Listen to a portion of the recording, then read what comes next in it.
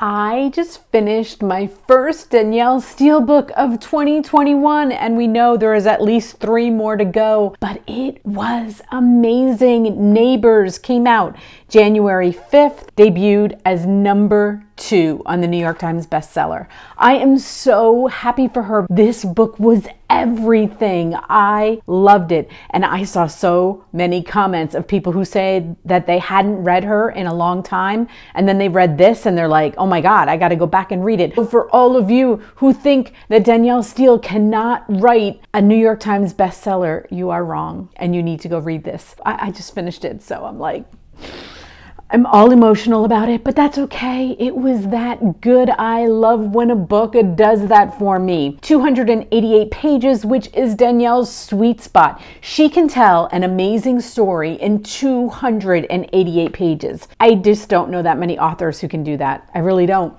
She is incredible. I feel like she is at the height of her career. Isn't that after all these years? I also kind of made a decision. While reading this, I thought, you know what? I need to collect all of her books. So that's what I'm going to do. 2021, I'm going to start from the beginning and I'm going to start collecting her books and probably reread them.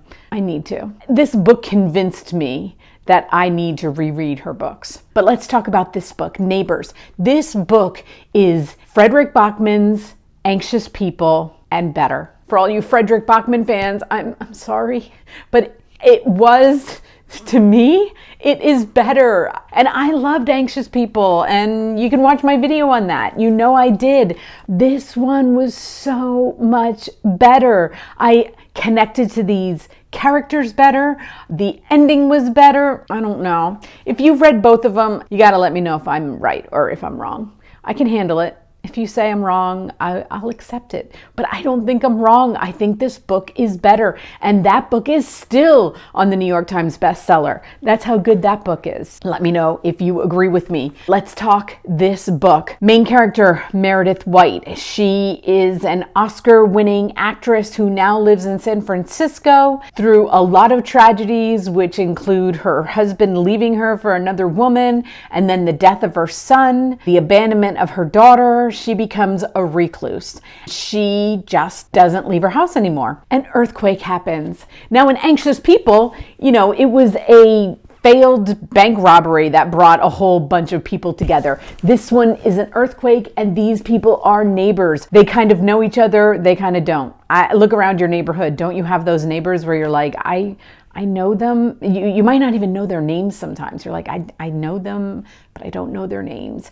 That's these people. The cast is incredible. This needs to be a movie, by the way. It truly just needs to be a movie. I thought Anxious People needed to be a movie, but this one, I hope, Danielle, that you have this one in the works for a movie. Meredith has these 2 couple, living in her house and kind of running the show. She, after the death of her son, just doesn't feel like dealing with life at all. She gives up on life. We can kind of relate to that as moms, right? Like, it's her only son. He dies tragically. Wouldn't we kind of give up on life? She has a daughter that's non-communicative with her, kind of took her dad's side on a lot of things. And so she's like, whatever, don't care. This couple, whose names are Debbie and Jack, they just take over her house. Earthquake happens. She is the only one in the neighborhood with power. Everybody comes to her house by her invitation. She's like, come here. You can all come to my house. I have power. You guys can live here while you rebuild your homes. So for a couple of months, I don't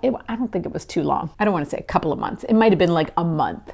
They live with her, bunch of eclectic people. She becomes a part of their life, and it gives her a life again, which makes her so happy. She's needed. They love her. She becomes a part of their life. They have reunion parties. There's other people that she becomes more than connected, and I'm not going to give too much away. But what I loved about this book was how Danielle hit on the estrangement of an adult child.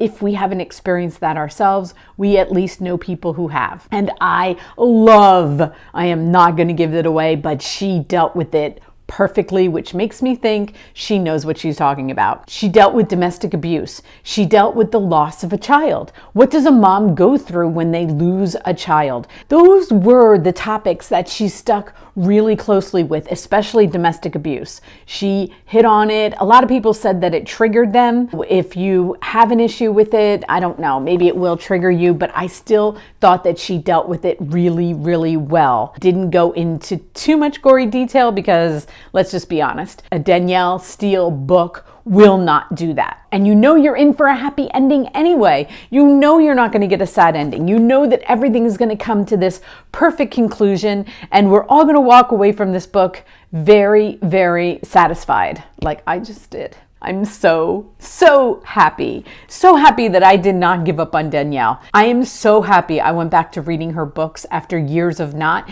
And now that I've decided to collect them, you know, I was thinking like, what am I going to do? Collect like which covers? Because her books have so many covers on them. I guess I'll try to get like original covers and see how that goes. Maybe with eBay. If you have any ideas on how I can do that, let me know below. Are you a book collector? Do you collect books? How do you go about getting a first edition? I want to know. I think it would be really cool though. And I'm kind of excited. Kind of weirdly excited about it. I can say that. Danielle is not about quotes. The way she writes is like not very quotable. There were a couple of lines that I wrote down, and then I got to the last line of the book that just made me tear up. It doesn't spoil the book at all, but I'm going to read to you the last line. She could do whatever she wanted now, and to think that an earthquake had started it all. I think that's another theme that she really clung to, is like us as older women. Is it over? Have we done everything? Have we raised our kids and then what? Sometimes I want to say that when people are like, so what do you do? It's more like, what did I do? Not a what I am doing. It's more like, well, I raised 6 kids. I homeschooled them. They're all adults now. My baby son turns 18 this month. It's like, you almost want to put out a resume like, look, I did this for how many years since I'm 22. So for 34 years, I've raised children. Is that it? Is that all? I'm only 56. And I love how Danielle always writes about these women come back around. They survive motherhood and then thrive for the next chapter of their life. That's how I'm going to end this. She ended it like that, so I'm going to end this like that. Thank you so much for watching. Let me know if you read it. Number 2 last week on the New York Times. I bet it's number 1 next week. Crossing my fingers. It deserves to be there. Thank you for watching. Please subscribe if you haven't. Until my next video.